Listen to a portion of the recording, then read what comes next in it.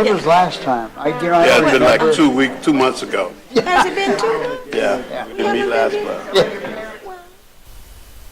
When was last time? It's been a second.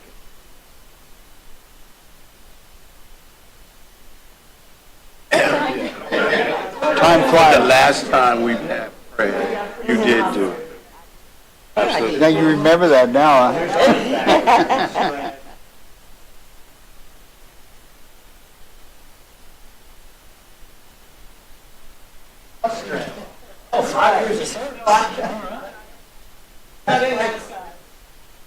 How you doing, Kevin? My first plaque, man. My first plaque. Saw you on Lab TV. Lab TV, yeah. Yeah, you were good. Thank you, man. Yeah, I tried it. Best I can. Yeah, good. Any misconceptions? Yeah.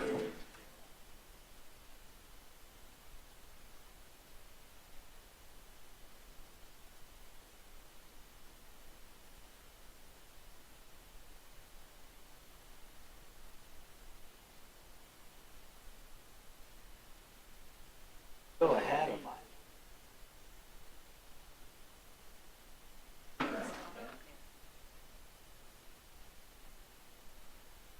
Oh, but you wanna?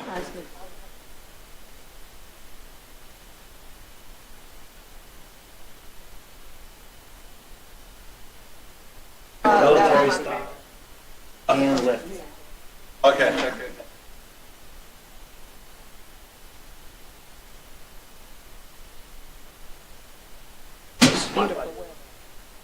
Congratulations.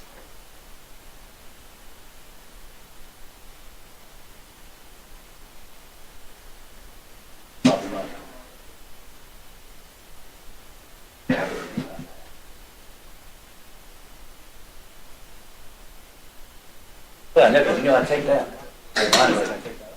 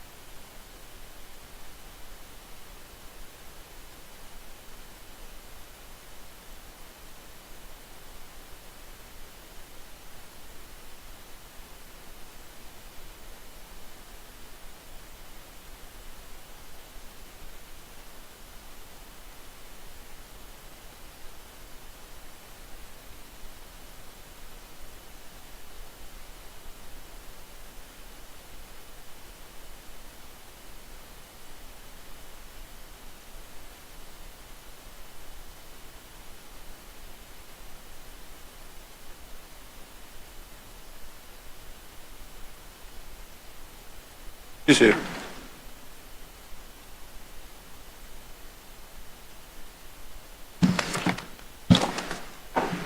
I was waiting for you.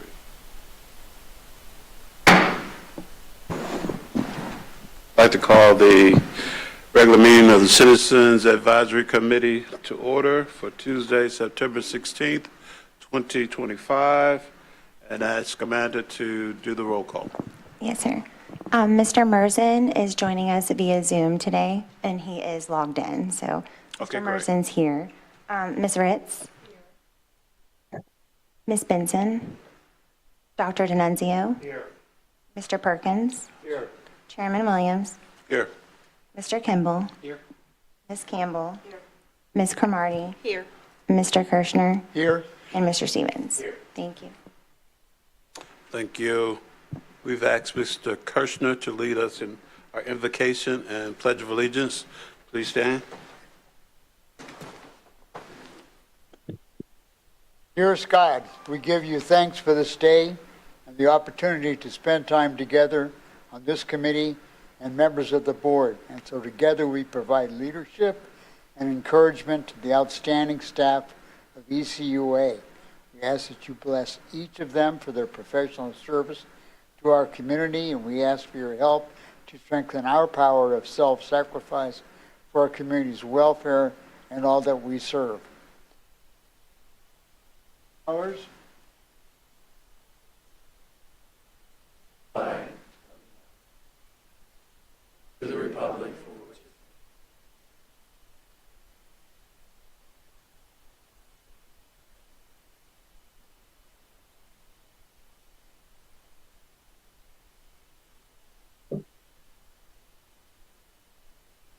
Thank you. We're proceeding to the adoption of the agenda. Do I have a motion?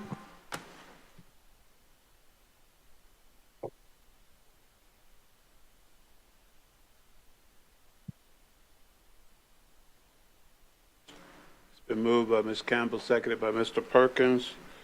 Are there any additions to the agenda?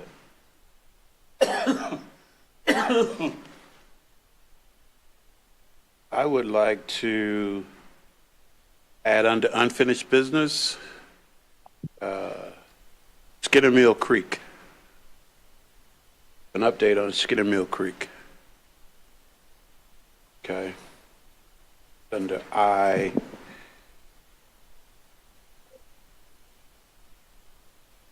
One. Okay, if there are no more additions to the agenda, please vote.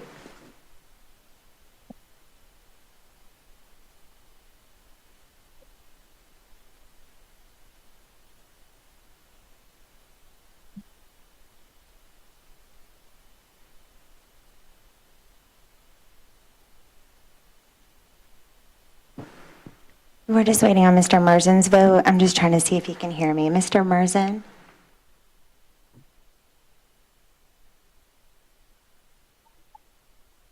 I can hear you. Can you hear me?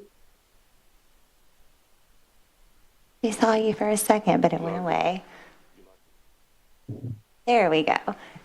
We're just voting on the adoption of the agenda. If you just, perfect. Thank you. Good to go. Looking great.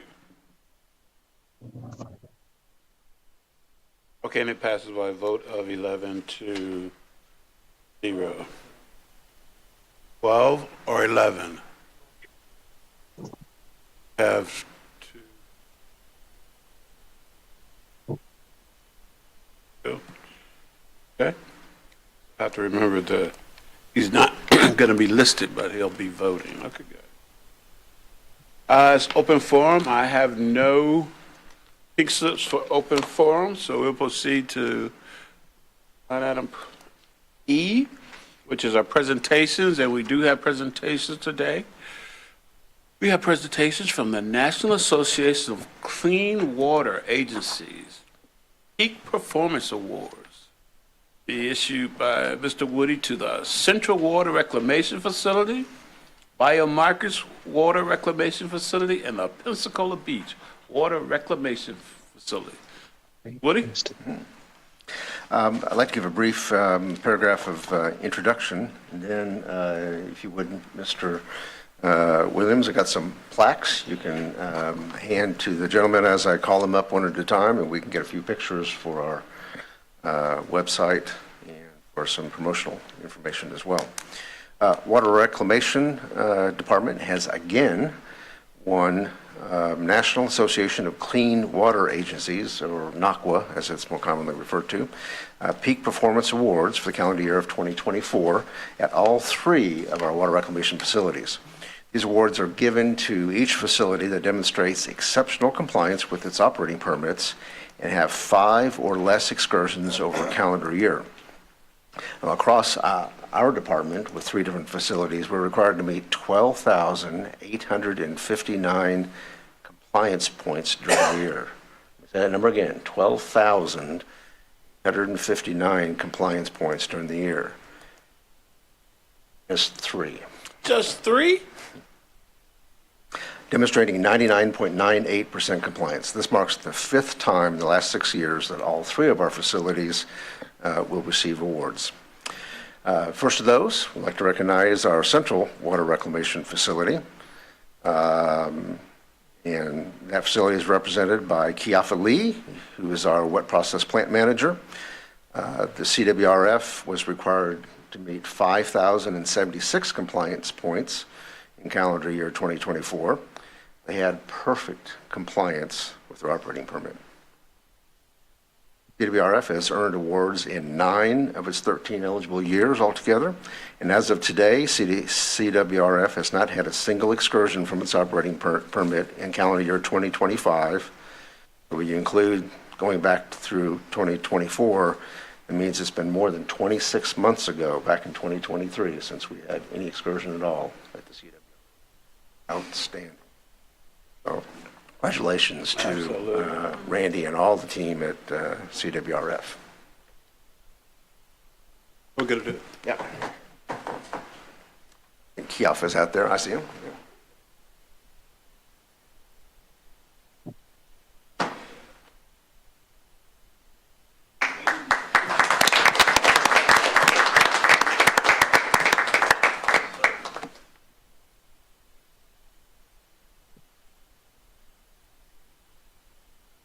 And while you're there, I'll go on to Bayou Marcus next.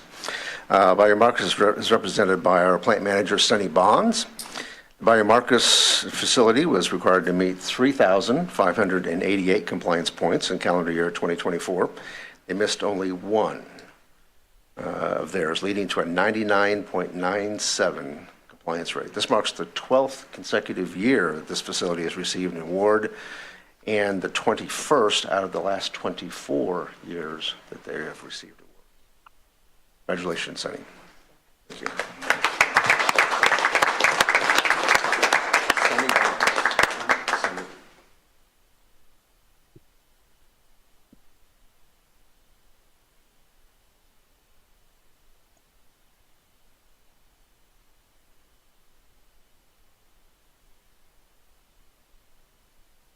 And our third facility is the Pensacola Beach Water Reclamation Facility, represented by plant manager Steve Rout. Pensacola Beach was required to meet 4,195 compliance points during calendar year 2024. They missed only 2, leading to a compliance rate of 99.95%. This marks the 9th consecutive year for an award at Pensacola Beach. So they also received a silver award.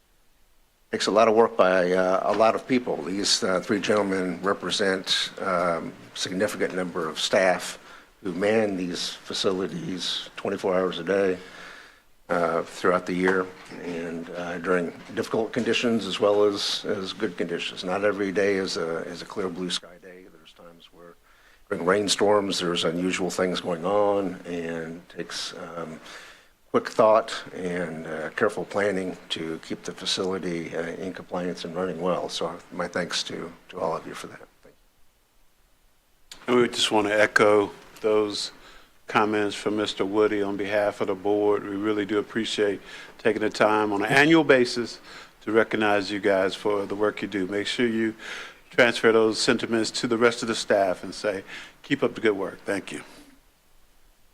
Okay. We're going to proceed to the approval of minutes. Do I have a motion? Okay. It's been moved by Mr. Kimball and seconded by Mr. Kirschner. Questions? Please vote.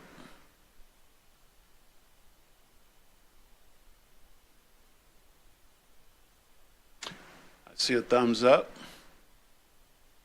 So you can hear us fine? I can.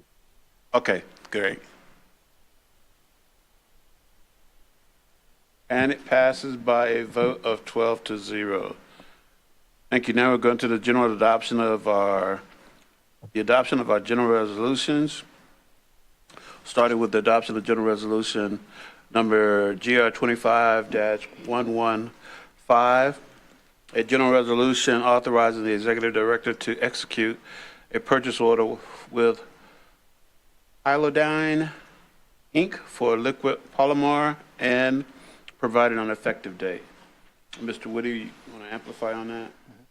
Our water reclamation staff, folks who just left the room there, use liquid polymer at the CWRF to dewater sludge and also use it with screw presses over at the Bayou Marcus facility.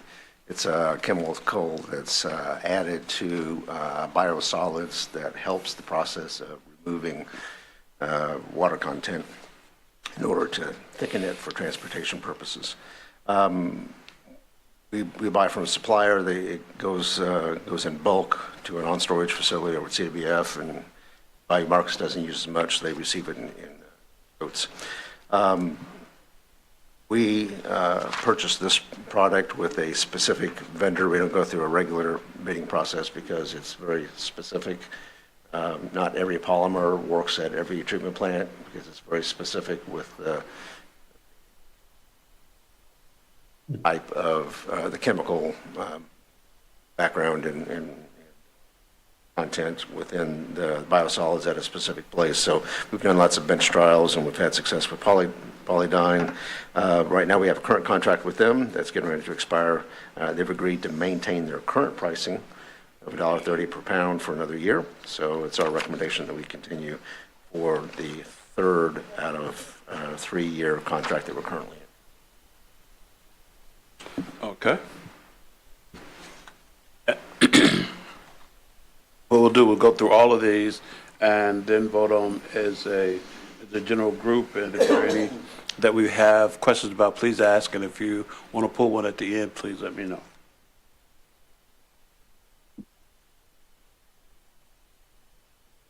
Proceeding to general resolution number GR 25-116, a general resolution authorizing the acceptance of bid and award of contract to Monar Inc. of Atlanta, Georgia for supplemental carbon and providing an effective date.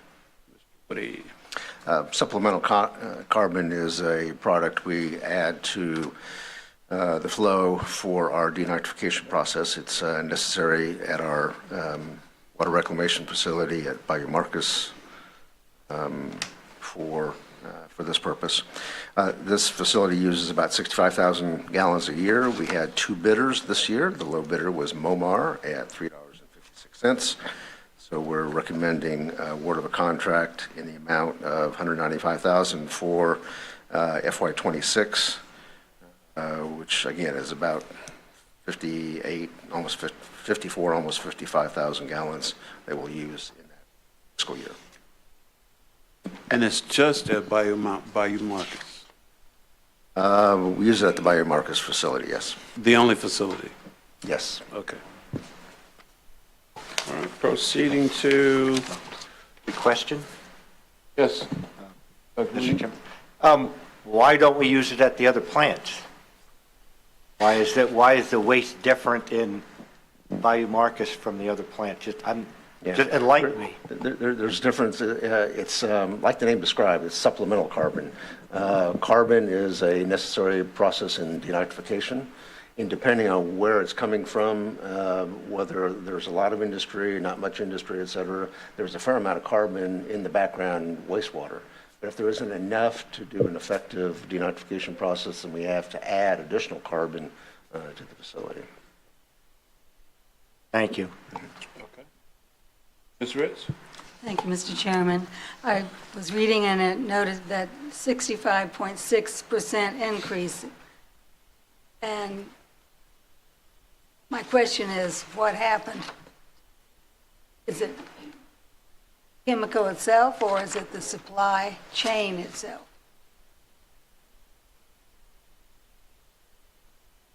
This is GR 25. Yeah, if you don't mind, I'd like to defer to Randy, who's a little closer to the subject than I.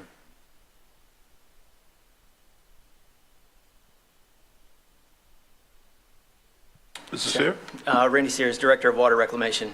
This is a byproduct of what I believe is a biodiesel product. And there are some federal incentives that have been backed off this year.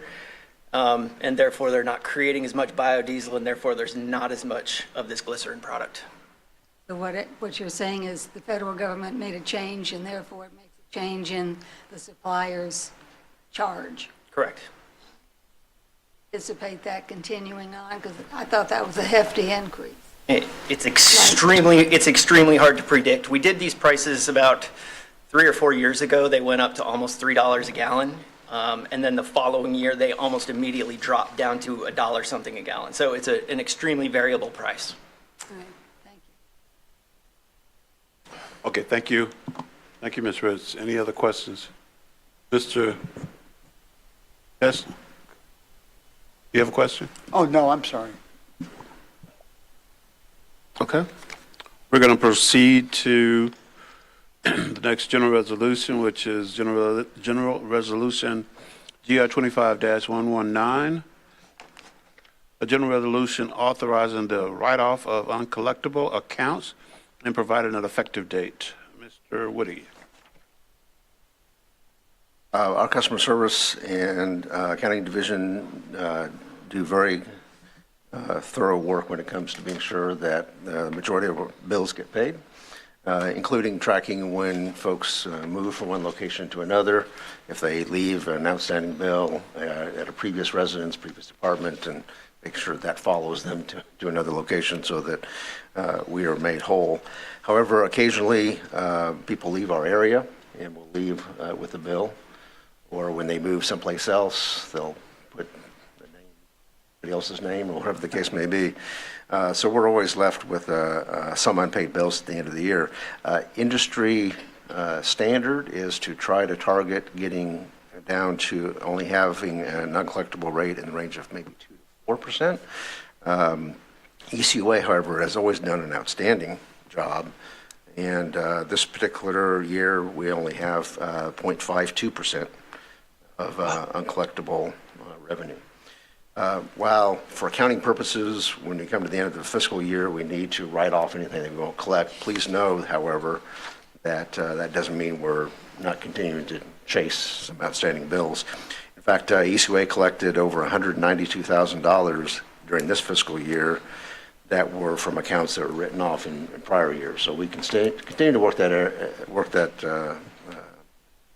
put effort toward collecting those back bills. But please know that we have a pretty good system, and we're well below industry standards in terms of what we do write off as utility. Mr. Williams. Yes. Chairman Williams, I have a question. Okay, Doctor. Can you tell me how many accounts this approximate $1 million represents? How many accounts are we writing off? We're leaning on Justin, but I'm not sure that's a fair question without some paperwork. Good afternoon. The short answer is it's a lot. There is pages and pages and pages. There's hundreds, probably thousands of accounts. And they could be accounts that, maybe only had service for a couple months, and then they cut off, or they move, or whatever. Somebody that was here for years. They're largely large in quantity. In quantity. But small in amount, usually is what. Well, okay, and we send out approximately 90,000? How many bills do we send out a month? How many customers do we have? So since we have the three different services, okay, we have a little over 110,000 water customers, kind of shooting from the hip here, 90 to 95,000 sanitation customers, and about 75,000 sewer customers. And it could be a mix. We have customers that only have sewer, that only have water, that only have sanitation. They might have sanitation and sewer. They might have water. It could. So over 100,000 unique customer accounts locations. May I ask is it too much work to get the number of accounts that we're talking about? Yeah, Can you tell me I for can the get next that meeting? number. Yeah, sure. Thank you. Okay, we'll stay right there. Mr. Brown, you have a question? I was thinking it was last year, and reading this report, I was trying to go back and find, maybe it wasn't last year, I wasn't around much last year. I know the last time you spoke about this, I felt like you guys were doing extremely well. Are you getting better each year? Because the .52, that's fantastic. Harrison. Yeah, so compared to last fiscal year, the amount is a little better. Last year, we were at 0.53%. So we're splitting hairs here. Also on the amounts that we've collected. So like Mr. Woody said, we write it off for accounting purposes, but that amount does stay. We don't write it off the books. It's literally just for accounting presentation for financial statements. Consistently doing great. So this year the 192,000 that Mr. Woody mentioned that we've collected this year, that's through July 31st. So I mean, that's over a month old now, a month and a half old, but that was $192,000 collected on accounts that were written off in previous years. Same thing with in fiscal year 24, that number was 176,000.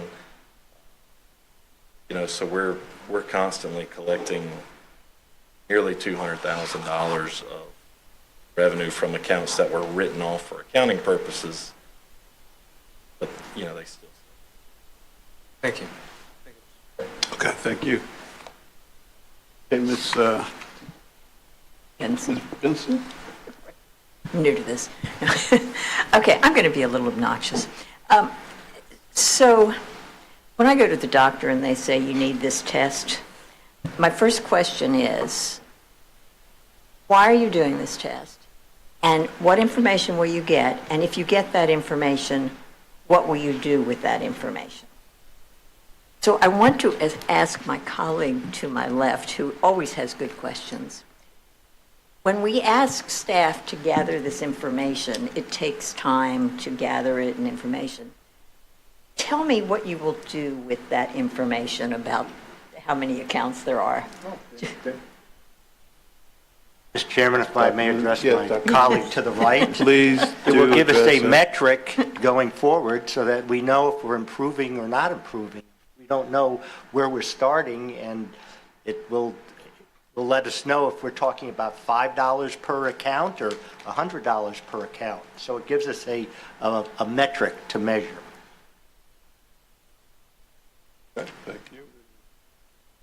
Well, and I will say, I think you just gave us a metric, but that's fine. I find that sometimes, and it doesn't happen on the CAC very often, but sometimes we have good ideas and we ask staff for information or to do some research, and we don't think about the fact that it displaces other work that they need to be doing. And this is not a criticism of you. It's something I've been thinking about, and you got to be my example.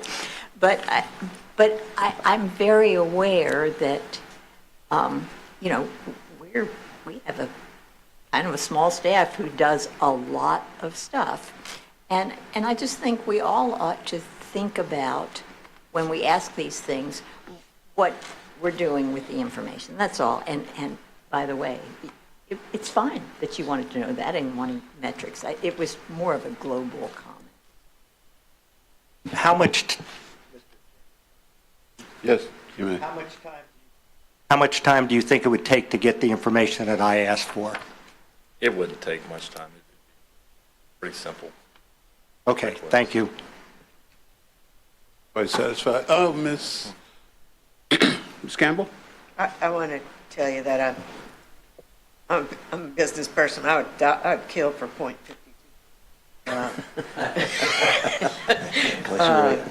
Outstanding balance. And I do think that the municipal lien search helps with that, because as people move and they leave that balance, do that search and tell the new buyer, you got outstanding water bill there, and they make the seller pay it before they even do it, before they even close the deal.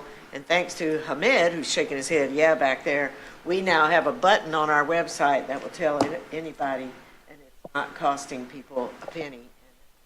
Some of these municipalities, which is what ECUA is, are charging up to $150 for what I feel like is public record. So again, I want to say thank you, Hamid, for getting that button up and working this month. And yeah, you're right, Dave. Yeah, these municipalities are getting rich off of, they're not raising my taxes.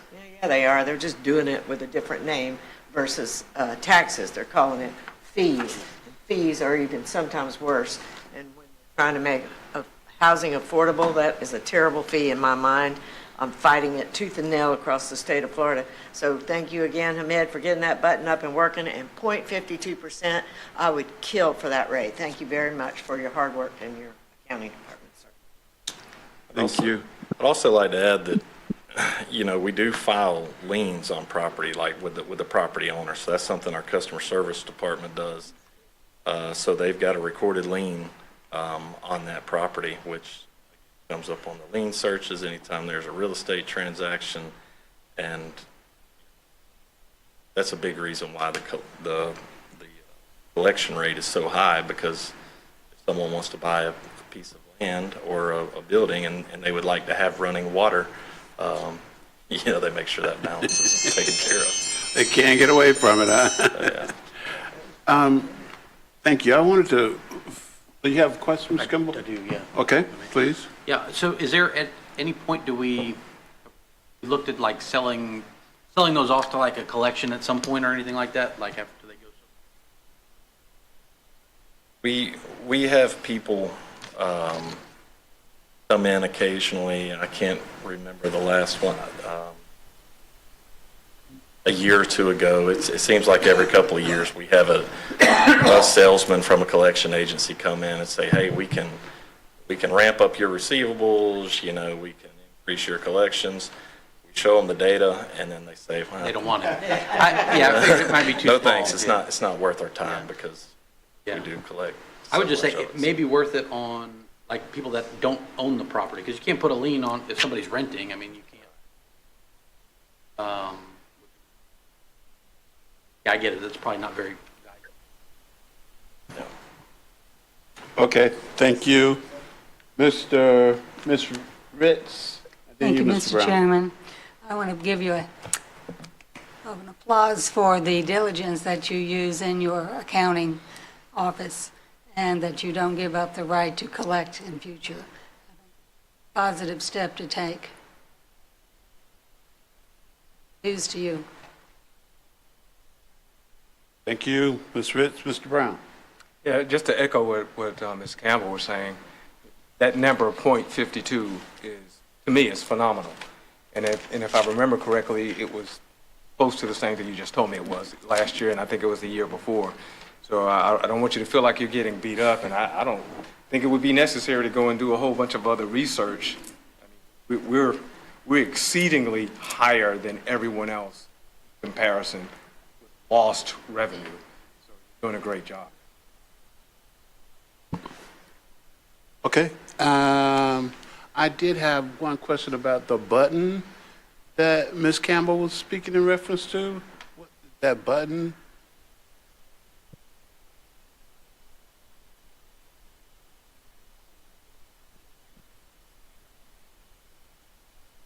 Hamid Rezai, Director of Information Technology.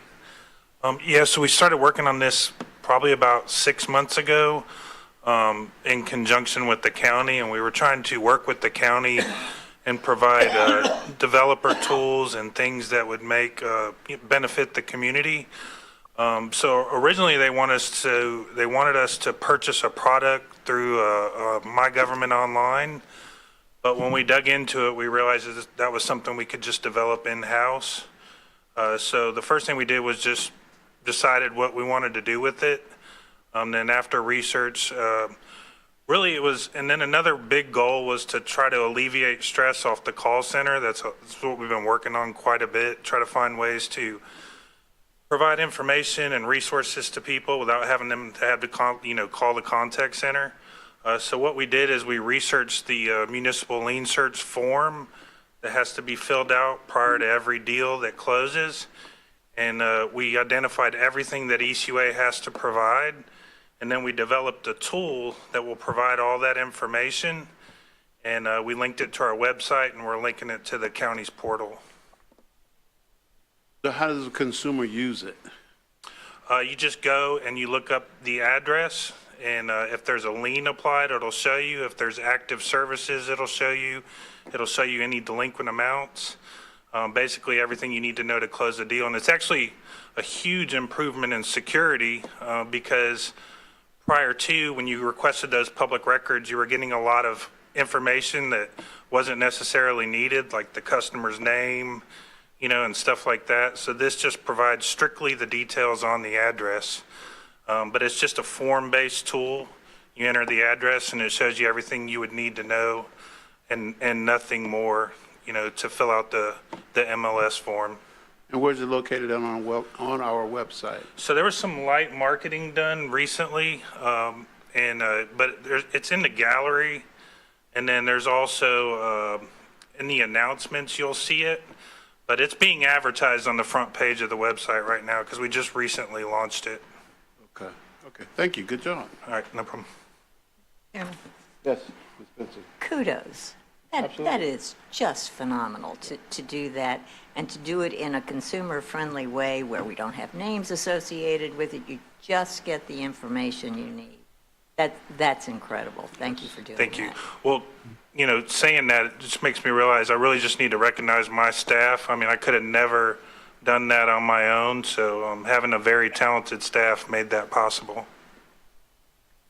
We're having a really excellent meeting today as it relates to the impact ECUA staff and personnel are making for the municipality and ultimately for the customers we serve. So ditto and bravo, Zulu to all involved. And even those departments that aren't being mentioned, I'm sure your work is just up to the same level that we're talking about here today. Thank you, Amir. All right, thank you.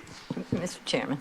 Yes, Ms. Benson. When we got the Clean Water Awards, I felt like I was at the Emmys and I wanted them to give a speech to their mother and so forth. This may be the day for those speeches. But thank you for always recognizing staff. Absolutely. And fellow workers. Mr. Chairman. Yes, Ms. Campbell. I'd be remiss if I didn't thank one of my employees, Wendy Butler, who did all of his beta testing on our end of the product. It worked for him. You better say something about Wendy. Oh, I love me some Wendy. Okay, we're satisfied with your response. Thanks again. Thank you. Moving on to our general resolution number GR 25-120. A general resolution authorizes the extension of CIP project R1704 for sanitation sewer manhole rehabilitation annual contract in 2022 with BLD Services LLC for the original contract unit price. Mr. Woody. A very important part of our obligation with the FDEP regarding our reduction of inflow and infiltration in our system are various maintenance-related projects, one of which that we do on an annual basis is sewer rehabilitation. That's what this contract is about. As sewer manholes age, they leak, develop cracks, maybe the penetrations where the pipes enter and exit the manhole, develop leaks, things like that. And they, or get to a stage where they need to be replaced altogether. So we have a contract for an outside third party to do that work for us when those manholes are identified. This current contract started in 2022. They've been issued extensions in previous years. This current one is a proposed third and final extension on this original contract, and it still is for the original contract. Okay, still for the original contract price, great. Lice, only question I would ask is what portion or percentage of our sanitation sewer manholes have been repaired over the last 3 years? Or up to date, up to now? Mr. Reed, can you pull that out of your head? Give it a shot. From memory? Maybe. Yeah, that's true. That's.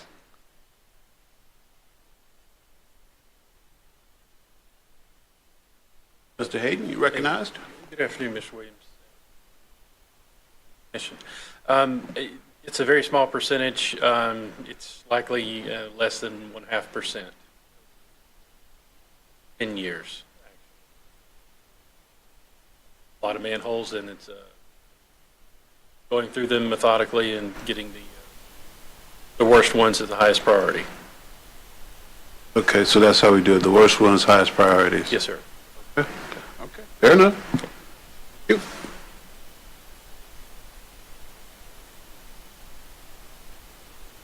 Proceeding to General Resolution GR 25-121, a general resolution authorizing the executive director to execute a contract with Robertson Underground Utility, LLC, for the annual service contract for roadway restoration and debris removal project, and provide an effective date. Mr. Woody. Yeah, as our regional services staff do work, and to some degree engineering as well, if there sometimes our maintenance work is planned, sometimes it's unplanned. Say if we have a contractor damage a pipe and we have to make a repair, and when that happens, oftentimes we have roadway restoration that needs to be done, especially if it's under the pavement or under a sidewalk or such as that. We've recently rebid that service. We had 2 bidders. The low bidder that's recommended here is Robertson Underground, and done this work for us in the past, recommending that we proceed with them in the contract amount, estimated contract amount of a little over $966,000 this next year. I see no lines. Questions? General Resolution GR 25-123. The general resolution authorizes the executive director to execute a contract with Florida Municipal Insurance Trust for workers' compensation insurance and third-party administrative services for workers' compensation legacy claims with an effective date of October 1st, 2025. The next 2 resolutions are all from our HR department. This first one, number 123, is for the contract with FMIT for workers' compensation insurance and also for third-party administrator services. We received 2 proposals this year. FMIT was one of those, and we've had past good success with them, and we're recommending renewal. FMIT proposes to do comp services in FY26 for a premium increase. Unfortunately, we've had our loss ratios, our increases for next year is up considerably at 23%. Mainly due to a combination of increase in payroll and claims losses, which are reflected in our experience modification rate. But we're still recommending that we proceed with IT. Okay. Ms. Benson? Yeah, are we seeing an increase industry, I mean, is this happening everywhere with workers' comp, or are we in a unique subset with our employees? Because sometimes there are trends that workers' comp rates suddenly go up, claims go up, and all of that for various reasons, litigation, various other things. Are there any trends here, and what are we doing to cap this? Well, the only trends that we have any control over are increases in actual claims. We try to mitigate those as best we can through training. If we have an uptick in a particular type of claim, then we'll certainly emphasize and do more training in that regard. Back injuries, falls, or whatever the case may be, a particular type of car accident or such like that. But everything else beyond that is pretty much driven by industry standards.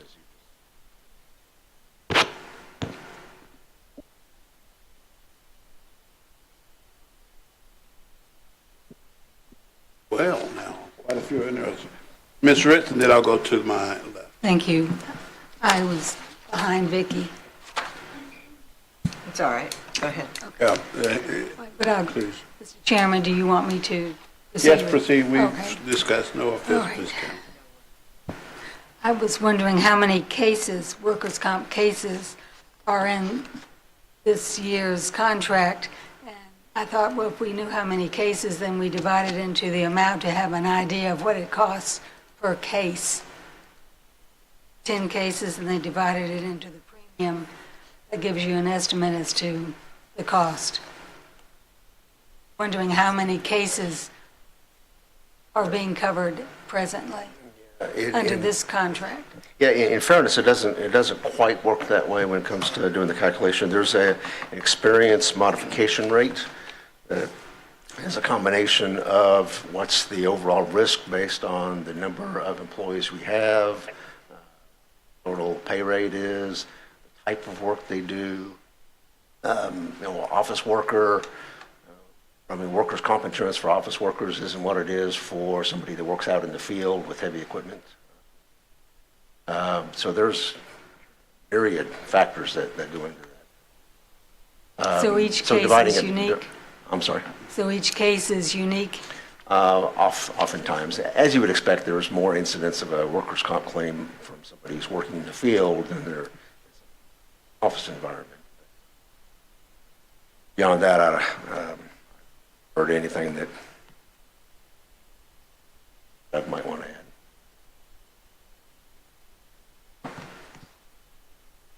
Okay, does that satisfy your question, Ms. Ritz? Ms. Campbell? I was asking the same question that Lois was asking. Market. Overall market thing with workers' comp, or if it was, high claims. 23%. Satisfied with the answer given.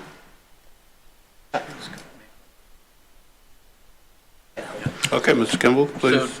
So workers' comp rates have gone down. They've been going down traditionally as far as a state. They've gone down every year. Not to say that that makes any sense at all, because it'll cost more to fight them and health claims go up. But the rates themselves are going down. So now I can't speak to this particular industry and how trends are, but rates are so. But I mean, I would say it's a hefty increase to. I have other questions, but Yeah, I can't speak to that. and that's why I asked, because mine went down.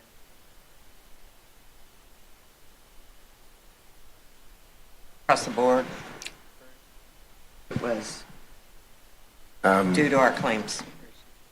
We have all kinds of insurances.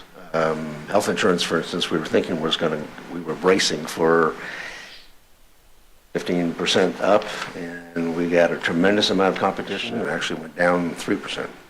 Yeah, I'm Just specifically blew us asking away. about workers' Just comp, blew us not away. health. And in the coming one, we'll talk a little bit about some other ones that are actually as well. But as far as this one, our experience modification rate went up. A lot of that is a combination of payroll going up. Remember, we did approve a comp plan, so there was a change from last year from this year. And the rest of it is actual experience and claim. Because payroll went up? We had the comp plan that we did this year. We talked about that in May, so that there are some pay increases that are coming next fiscal year. Okay. Yeah. Workers' comp is based on percentage of payroll as well.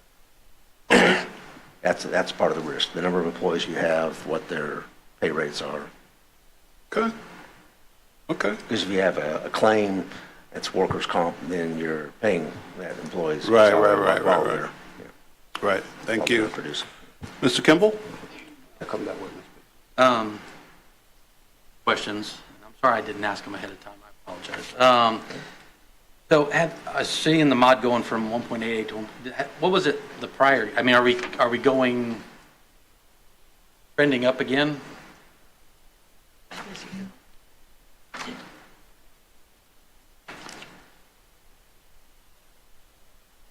Got stuff. She was, who I was going to ask her a question.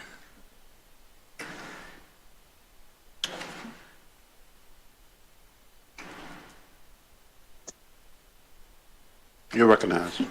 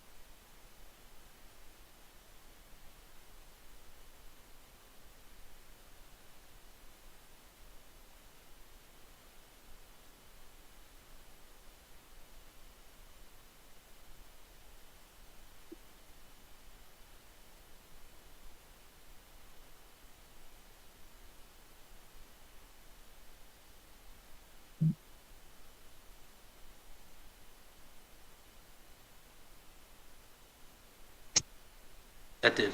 And you answered another question I had, so that was good. Yeah. Continue, please. So like, I would have guessed several of them are auto, because I mean, are we able to subrogate? I mean, Vance, I saw we were going, auto rates are going down, which is great. So but I wasn't sure if that's because we weren't. Okay.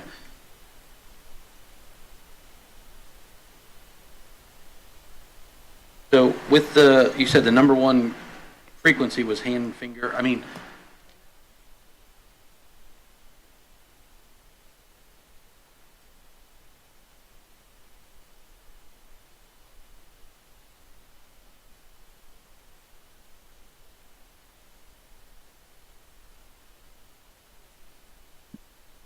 so if I may, I'd just, something to think about from budgeting perspective. Like if it means hiring another safety, because it is a safety culture, it's all about front of mind. So like having another person, literally just to remind people, obviously for $1 million increase, you can and buy some safety gear or whatever's needed to help offset that, just something out from.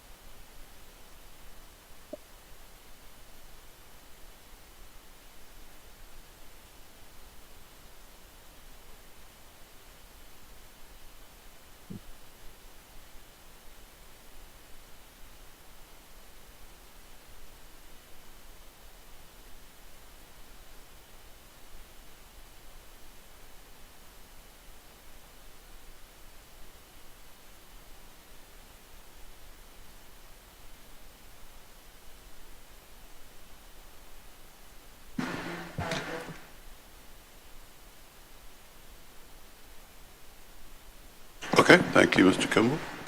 Mr. Chairman. Mr. Kushner? Yes, thank you, Mr. Chairman.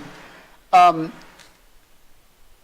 lot of the questions, I think, have been answered, but bottom line is we don't have a risk management department. We don't have a risk manager. Is that correct? Yeah.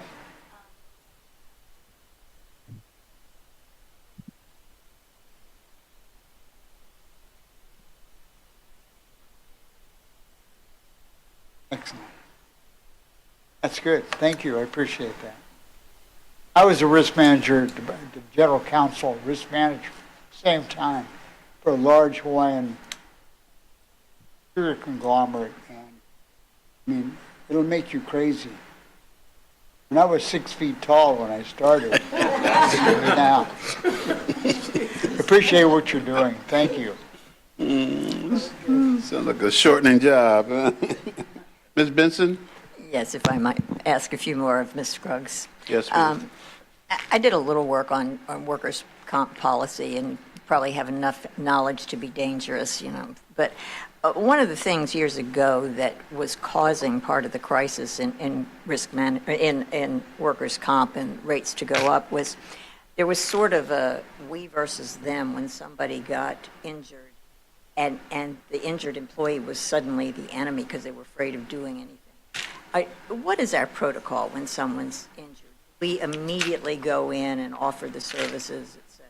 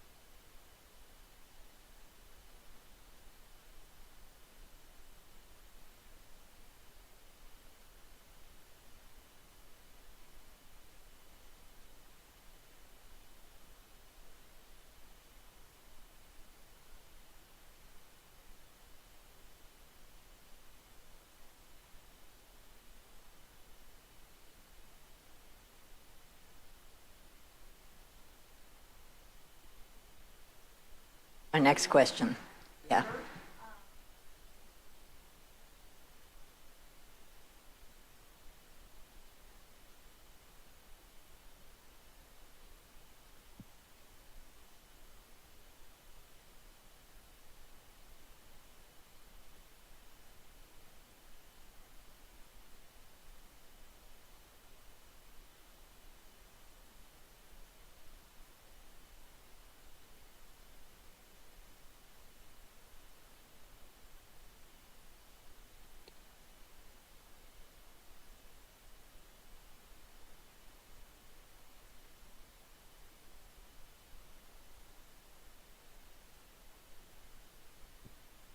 And that was my next question, so you answered it. Do we have a program of retraining workers when it appears they won't get back to their other job to do another job, or is because so much of our workforce is unskilled, that doesn't come up as much?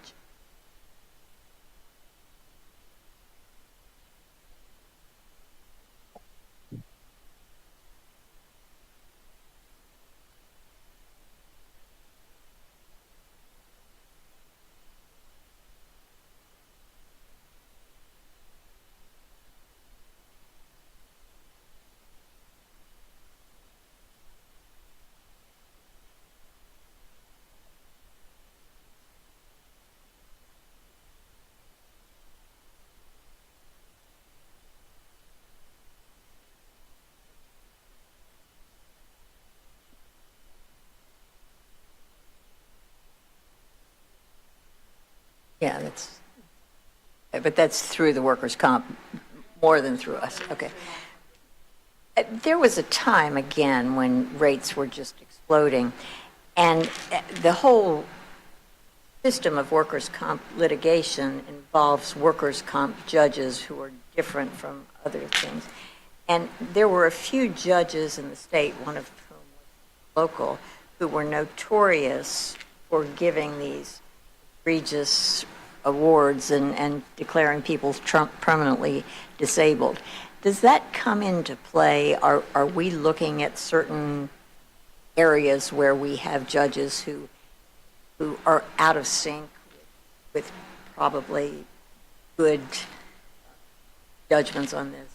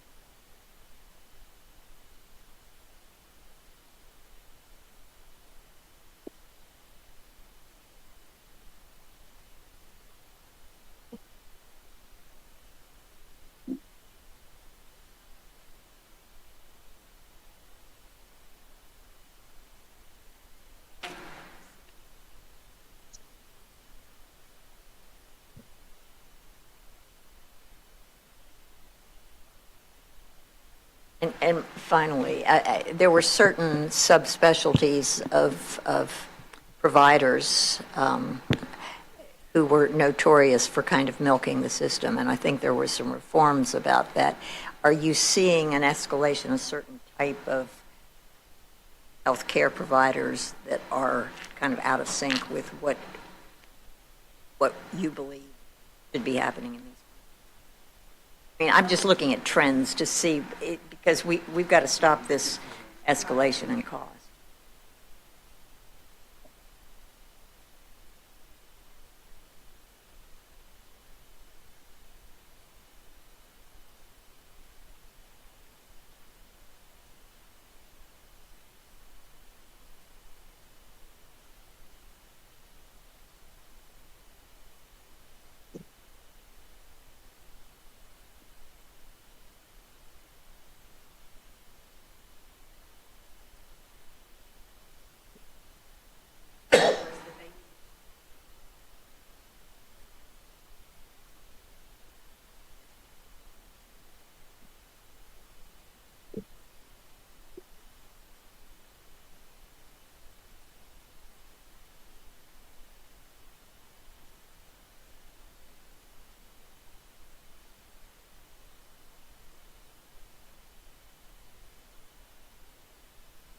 Right. Well, it sounds like you're working on a culture of safety and a culture of support of the injured employees, which is, I think, exactly the culture that we need. But thank you. Thank you. Finally, do you feel as though your safety training is appropriate and often enough for the employees?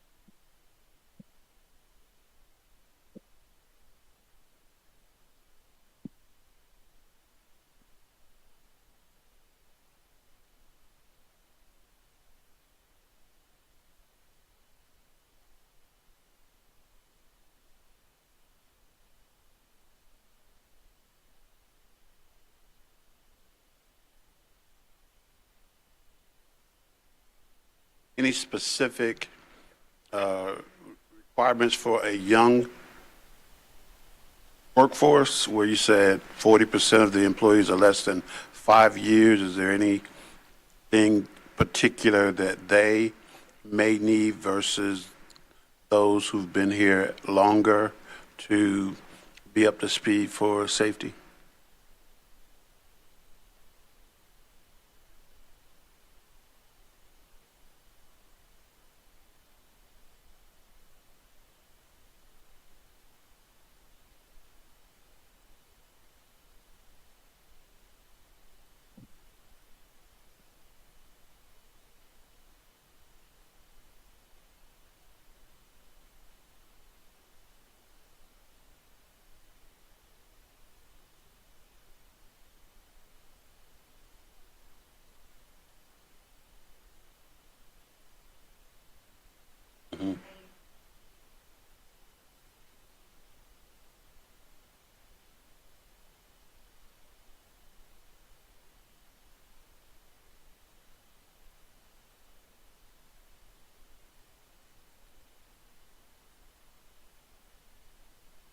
That was what I was going to ask you next, so this is my final. Do you have a way to link those who may have had an accident with those who have not, and making sure that that professional employee, whoever, what department, is now able to impart some of their working wisdom into the newer person who may need a little more counsel?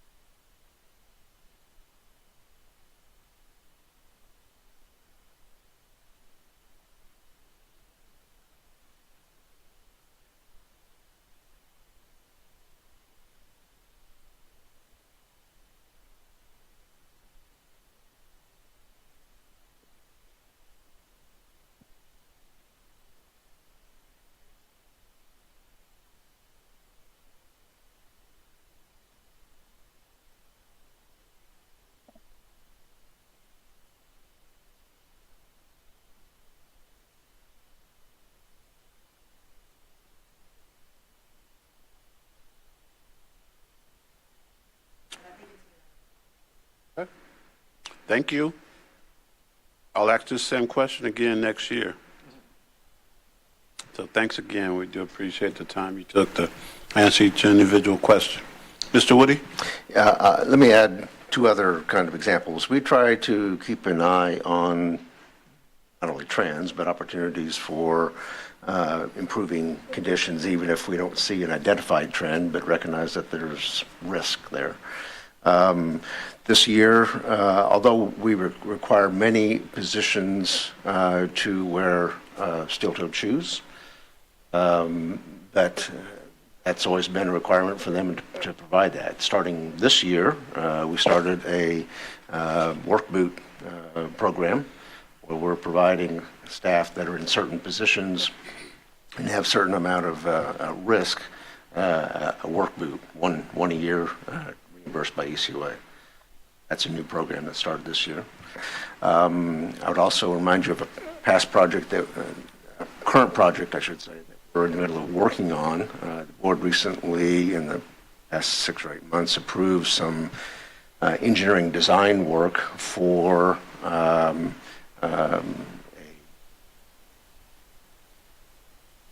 mixing facility for us to take materials that our water production staff uses at each facility, instead of us having to take powdered lime to each of the facilities and have to manhandle. Although they have forklifts for picking up pallets, they still have to pick up individual bags and put them into the mixers, and that's a ripe opportunity for back strains and those types of injuries, particularly for maybe some of our longer tenured, older employees. In addition to it being a good project in terms of economies of scale and being able to pay for itself there, it's going to reduce injuries as well if we switch over to a slurry product so that we're pumping that instead of having to lift heavy bags of powdered material. So we look for those kind of opportunities as well. Okay, thank you. Final resolution is General Resolution 25-124.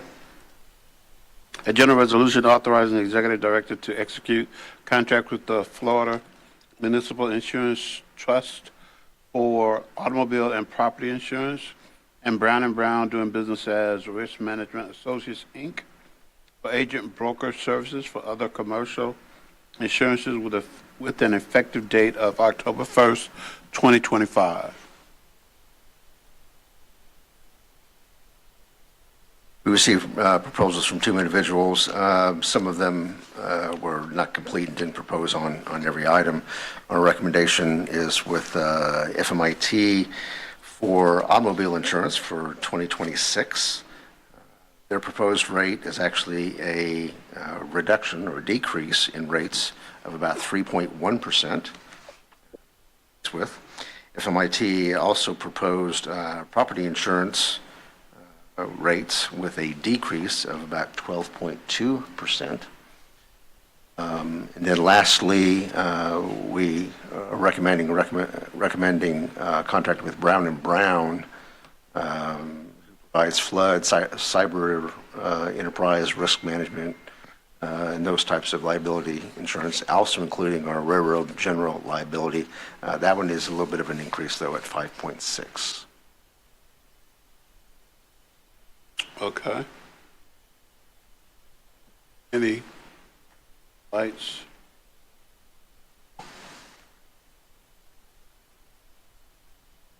So, okay. Dr. Munoz? Mr. Woody, can you tell me if we ever thought about, I'm looking at the flood policy. These are the flood policies for the various lift stations. Have we ever thought about self-insuring?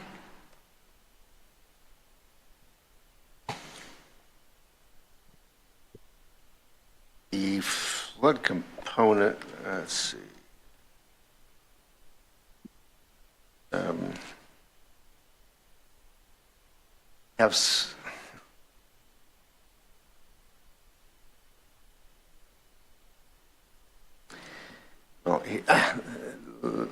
first itemize some of the concerns and the pros and cons of doing that outside versus inside. We have a total of about 400 lift stations.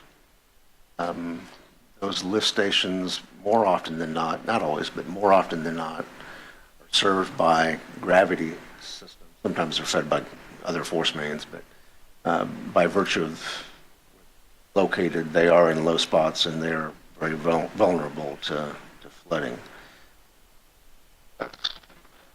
Gravity sewers fall by gravity, and they're generally located along creeks and channels and such. So there is that, certainly that risk there.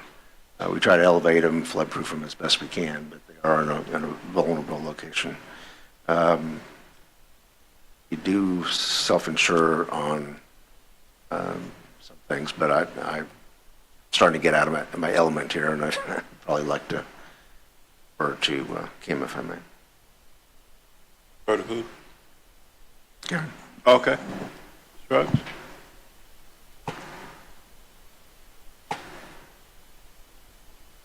You're recognized.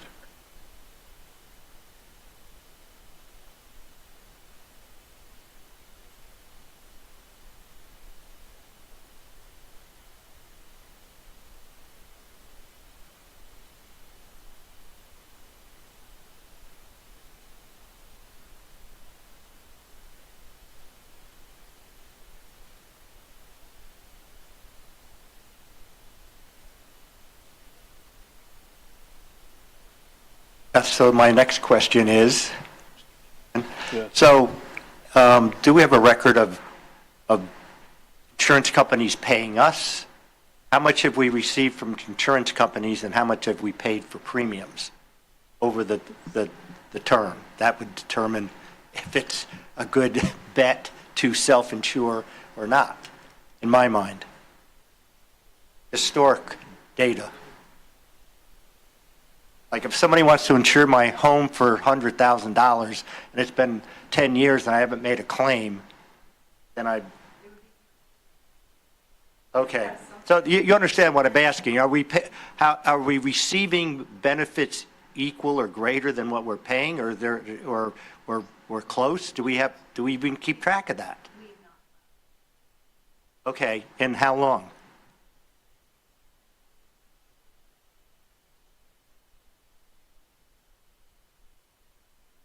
So we've never filed a flood claim, but we paid flood insurance for that period? So,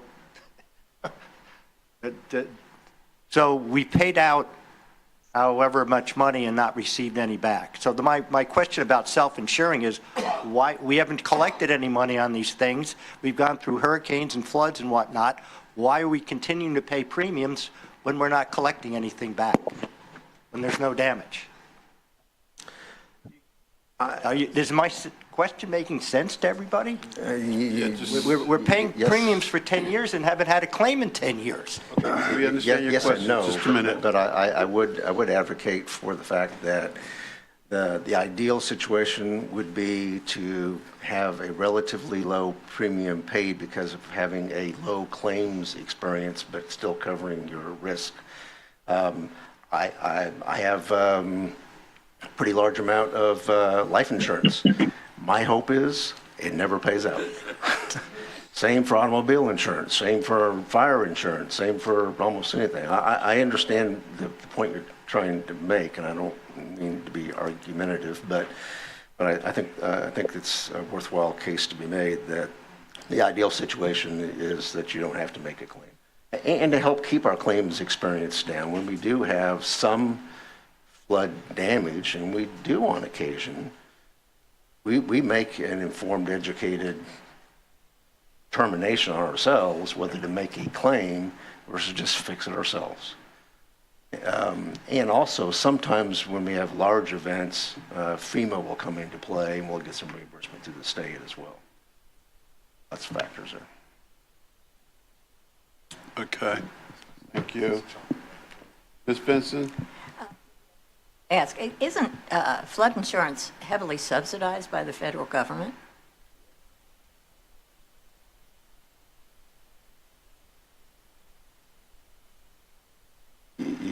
you may be thinking about folks who are in areas identified in flood insurance rate maps. Right. If you're outside those areas, I don't believe so. But I would assume most of these lift stations we're talking about are Oh, in yes. flood zones. Yes and no. Flood insurance rate maps are generally for 100 and 500-year events, so in large channels and along bodies of water, yes. But we're along in locations in middle of subdivisions where there may not be an identified floodplain, but a 14-inch rain in 8 hours will still create a flood event. So I guess what I'm saying is in the case where the federal government subsidizes our flood insurance, it's a good idea to let them help with this rather than if we went bare, there would be no subsidy. That's, it's an interesting, we go bare with flood insurance, and there's a reason to go bare sometimes, but I think probably your analysis is pretty good on which ones to go bare and self-insure and which ones to go ahead and insure. Okay, Mr. Brown? Not you? Ms. Ritz? I'm looking at the screen. Thank you, Mr. Williams. I had a question, again, reading through, preparing for today. The word pollution came up in the insurance. And so I thought, okay, which type of pollution is this insurance covering? This was on page 41. And yet I didn't see pollution in the breakdown on page 44. So I thought, well, where is pollution mixed in with the ones that are listed? Would you speak closer, because either I'm getting older, or my hearing is getting even older, so not very well. Am I the only one experiencing this? I want to say cup around the speaker. Hello? No, cup. Hello? Can you hear me? Yes. The pollution policy is a 3-year policy, and we're in the midst of a 3-year renewal. That's why it wasn't listed further down in the item. What does it cover? Gosh, I might need to defer to Doug. Yeah, fuel spills, things of that nature, fuel-related hazardous materials. So just those two categories, spills, fuel spills, and... Yes. That would be all for us, is the fuel spills. Fuel spills. Good, thank Okay. you. We like your voice now. Sorry, I didn't realize y'all couldn't hear me. Mr. Kimball? I was just going to, so on that flood with, as Mr. Woody mentioned, getting FEMA money, if you don't have flood insurance, you don't get FEMA money. You can borrow money, but you can't get it for free. So I get it. If we had a crystal ball and we knew we weren't going to have any flood claims for a few years, yeah, it makes sense to put that money in an account and tuck it away. But, I would venture to say that one claim in one of these places would cover the premium for that. So. Very good point. Mr. Williams, may I ask one more question? Oh, I And apologize. didn't Absolutely. Yes. chime in on the board. At one of the previous meetings, we had a gentleman speak to the issue of pollution near his home and into the Escambia County Bay. And that was another reason I asked. I wondered if that pollution clause is going to cover any suits that may arise from that. That was another reason I wanted to know the definition of pollution, because, quite frankly, I think I read correctly in the Pensacola News Journal about a potential suit, and it would involve ECUA. And I know there are circumstances when you don't discuss prior to fact-finding, but that was another reason I wondered about the word pollution and what the insurance covered. Thank you, Ms. Ritz. Noted. Okay. No more questions, but very I say no more questions, but very, very good input. Thank you for that. Okay. Now, we're going to vote by consent unless there are any resolutions that any member would like to have pulled from the consent agenda. I'll make a motion. Then none, I ask for a motion.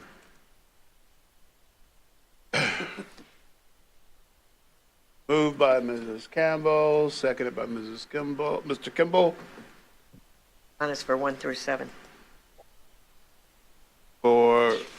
for the consent agenda, which is 1 through 7, or, okay?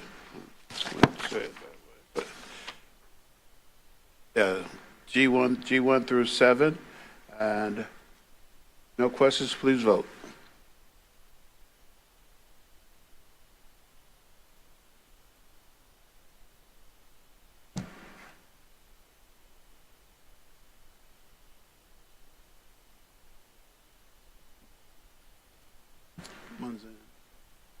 Okay, and it passes by a vote of 12 to 0. Thank you all very much for your input on today. And now we're going to proceed to our informal reports that are in your packets or on your screen. Please review them.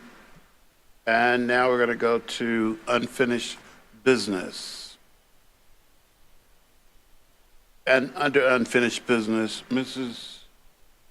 Campbell, you have something? Yeah, I was looking at your. Oh, yeah, no. Okay. Right, under unfinished business, just wanted to get an update on the Skinner Mill Creek. That portion of work was supposed to be done last month, and just wanted to know the progress on completion or not completion and where we are. Our subcontractor Evans is still working quite hard on that project. In the time since we last spoke, our ECUA staff completed installation of valving necessary at the north and south ends of this last phase of work, so that our switchover from the old pipe to the new pipe is literally just turning a few valves. And they did that as an overnight project, September 8th to September 9th. Also, to help hedge against further problems and pressure on this pipe, quite a bit of our upstream flow has been redirected to other systems on a temporary basis as a precaution. But our contractor who is doing the directional bore work of the center, maybe third of this project, about 1,600 feet in length, they are still working on the project. They had a smaller drilling machine, directional boring machine in place, and they broke one of their drill rods. And that's what caused the delay. So they've brought in a larger machine. They have successfully removed the two ends of the other drill rod. Their next step, in fact, they've got the last half out today. The next step is they'll have to back ream the hole one more time, and then they'll be ready to pull the high-density polyethylene force main into place. Once that's completed, then we just have connections on either end, and the line will be able to go into service. Just have right-of-way restoration left after that. So they're getting close, but they still have 2 weeks of work. So by all goes according to your plans, to be finished by October? Yes, by the end of the month is what we're targeting. Could be a little earlier, but okay. For the record, let's just say the end of the month. For the record, Yeah. okay. Wonderful. And that we're working at it really earnestly. Yes, they've actually been working 7 days a week. They've been working on 7 weekends. days a week. Yeah. That's about as many days as you can work. Yeah. Okay. Okay, thank you. Mr. Perkins. Well, fortunately, we've got real nice weather, so hopefully they'll get it wrapped up pretty quickly. But we told all the people down there we'd be done around the end of August. And so is there anything we can do to alleviate the chances of any more spills while they're doing this? Because I'd hate to be in September, October, then we have a spill, and then they come back and say, oh, you guys said this would be done in August, and we're still having spills. We don't believe anything you say. Previously, when this particular section of force main is in service, it runs about 12 hours a day, that upstream force main, the one on Addison. We redirected so much of the upstream flow to other locations, except some areas that just have no alternative but to go to this particular station. I think it's only running a few hours a day now as a result of that. So we've done all we can reasonably do to avoid any chance of it occurring. Any way to update the residents? Is there any way? Of course there's a way, but I mean, I've actually got I actually have a meeting this Friday afternoon with one of the residents. Okay. To answer some questions and provide that kind of information as well. Okay, great. Which is, I trust a gatekeeper in that community who will spread that information. Exactly. Okay, very good. And for the record, many times we've talked about various topics previously, and what I will do as chair is go back to those topics to see how we're progressing on completing them. And I'll let you know, for the record, next month I'm going to ask about ECTV. Can I give you an ECTV update now? We can go ahead and do that right now as well. Thank you. That's sure. Our communications staff have met with Escambia County's staff. Right now, they only use that channel to broadcast live meetings, so just a few hours a day. Do they have anything going? We have turned over to them several videos that they can use as PSAs. And to give them some variety, we've given them some short ones, 15 and 30 second, as well as some longer form videos, some of which, like our interview with our MRF manager talking about recycling. Provided some of those examples as well. Please understand that their intended use are just going to be preceding or following some of their limited amount of airtime. But they do have that information available. They did tell us, however, that they have hired a new videographer recently with the intention of trying to come up with some more content in order to be on the air more frequently than they are. That'll give us more opportunities. Okay. All right, so Kushner, you heard what was said. You want to find out if there's any additional channels that we may be able to use where we're still trying.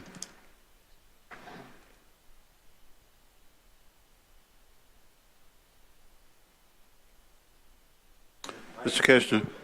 Kushner, microphone, please. Oh, yeah. It's disappointing because that ECTV at one time was just ordinary. And, it seems like they're missing out. Maybe they don't want people to know what's going on in the county. I don't know, but I would like to talk to a couple of people. And I mean, it seems to me like they're just kicking a can down the road. Well, we don't really do this. They put $1 gazillion into that whole system just to use it for meetings.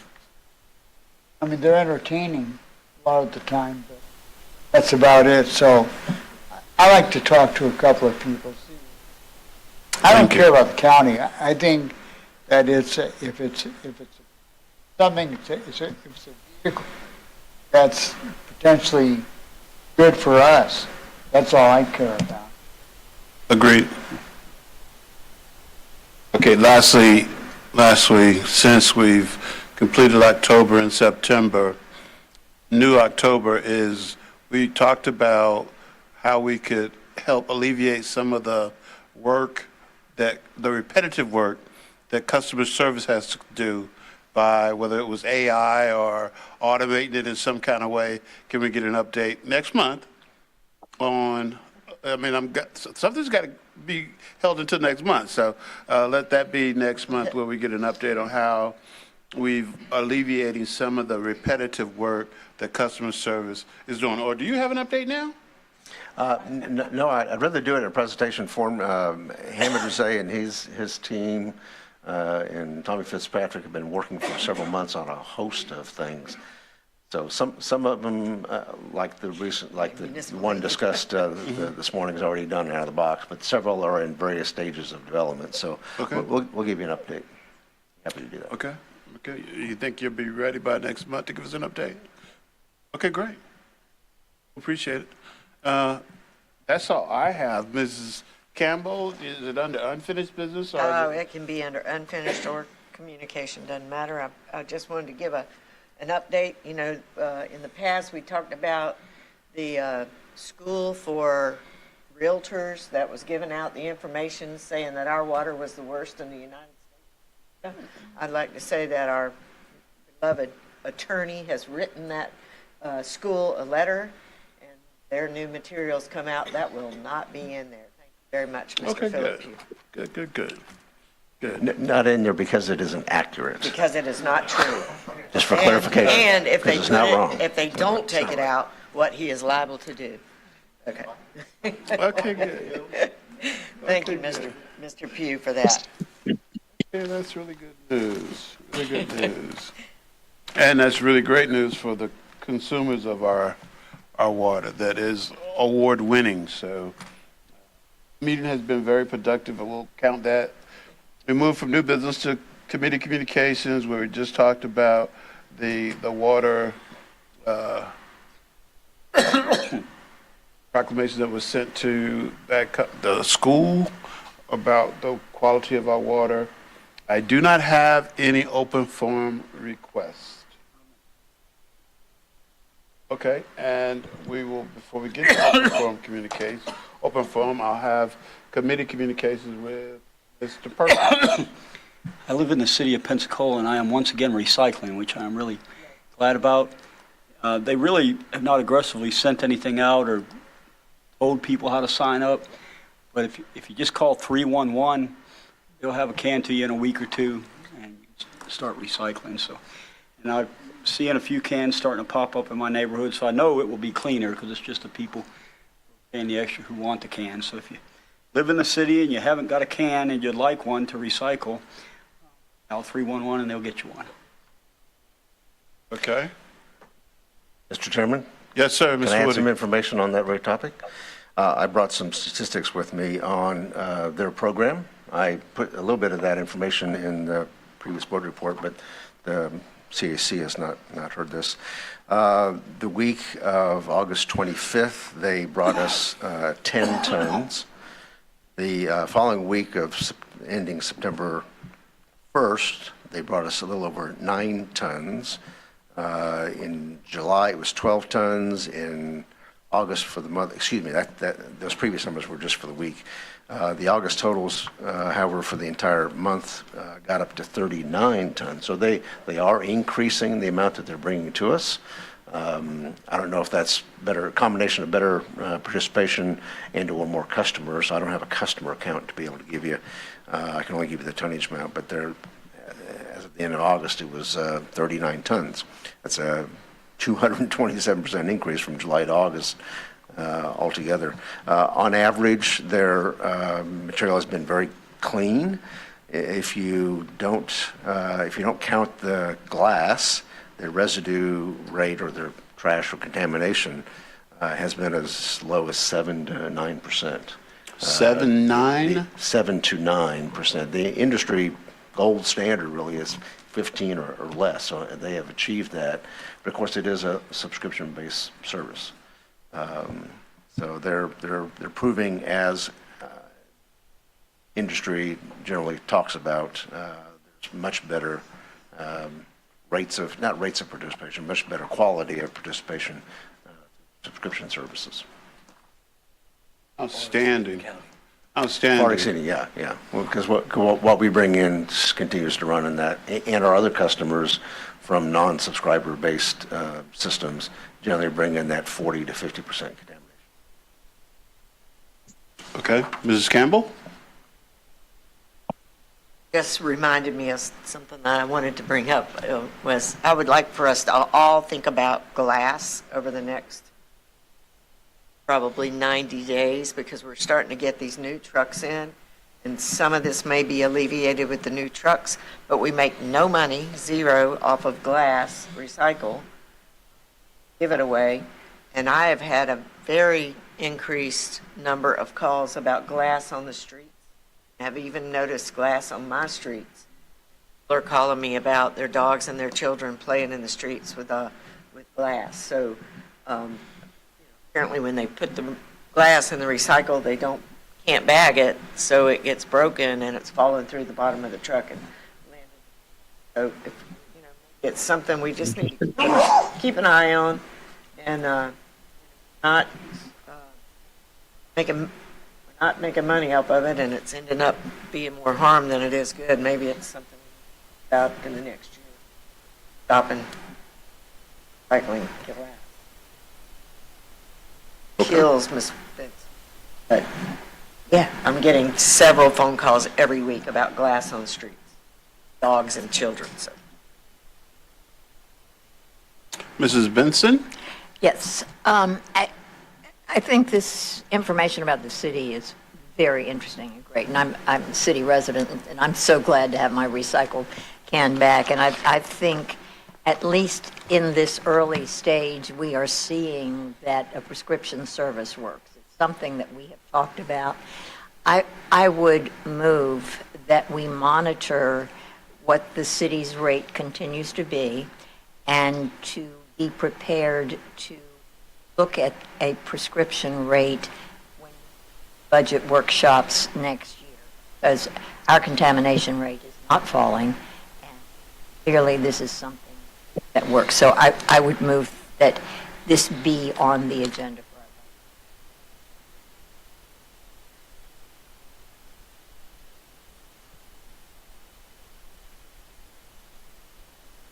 our Did you just make a motion?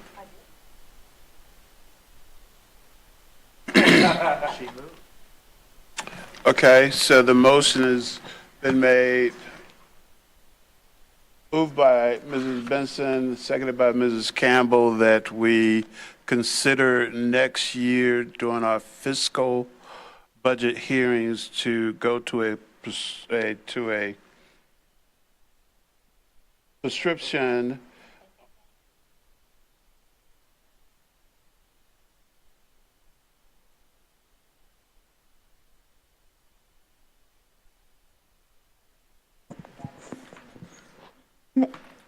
Okay. Ms. Benson, can you say that one more time? I'm sorry, your mic wasn't on.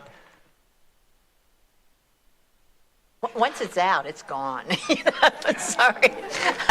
I would move that we gather the information from the city's recycling rate and contamination rate, and also continue to monitor our contamination rate, and put this into a study that makes some recommendations next year in the budget for us to contemplate a prescription rate.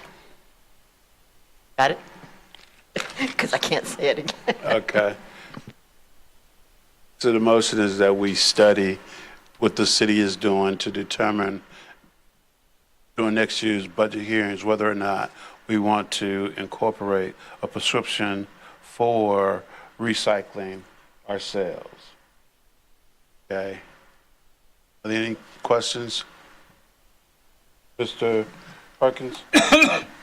Well, just a comment, it's fine as long as we're just gathering information and doing kind of a cost analysis and looking at it.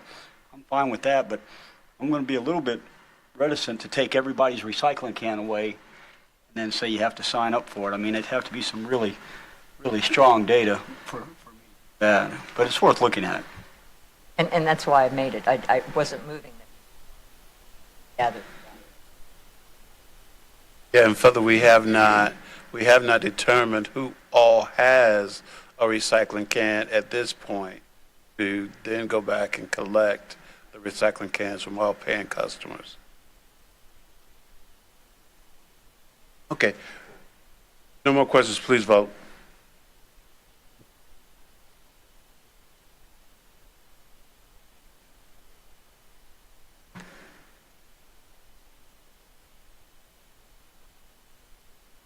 And it passed by a vote of 12 to 0. Are there any more communications under committee communications?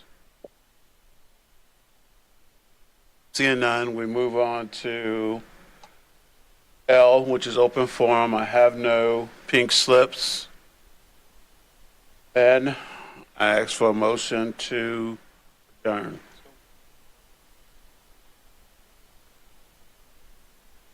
Al, I think that was the quickest right there. It's moved by Mrs. Benson and seconded by Dr. Denzio. Please vote.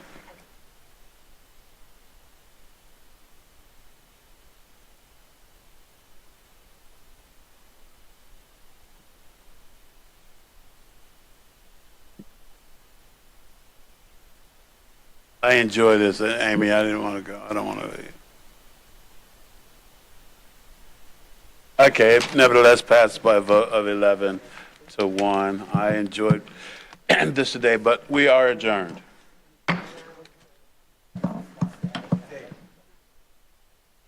Good input. Thank you. All.